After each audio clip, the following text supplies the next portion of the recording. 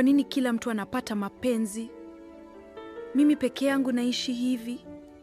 Watu wananisema kila siku kwamba nina mkosi siolewi. Kama dunia imeninyima mume, basi nitajitengenezea wangu mwenyewe.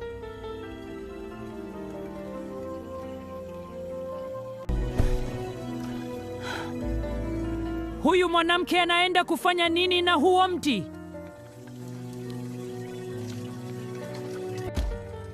Utakuwa wangu. Hutoniacha kama wengine.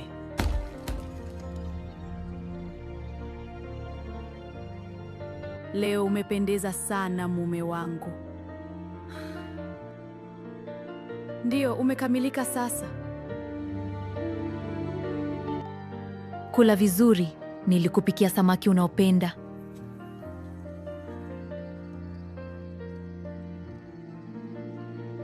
Yule mama amerukwa na akili.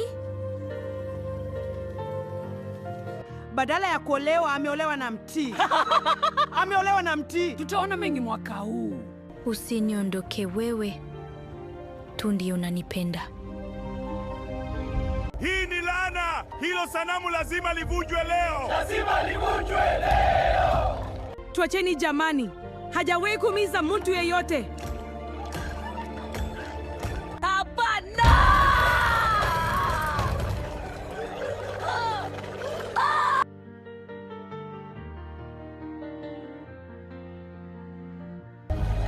Kuna nini hapa?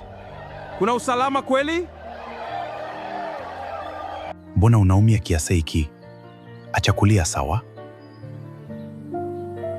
Sikuja kukucheka Pamela. Nahitaji tuongee kidogo. Kwa nini uliamua kuishi na sanamu la mti?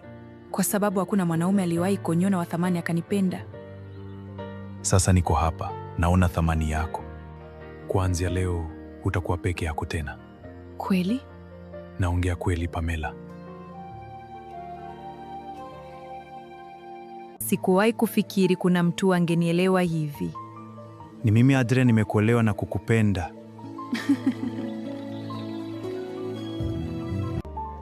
Ameenza maringo sasa. Bora tungemwacha na mti wake. Ninampenda Pamela na nataka kumuoa. Asante kwa kunipenda Adrian. Karibu kwenye maisha yangu. Nyumba yangu. Asante kwa kunisitiri kwenye upweke wangu mpaka mapenzi ya kweli yaliponipata.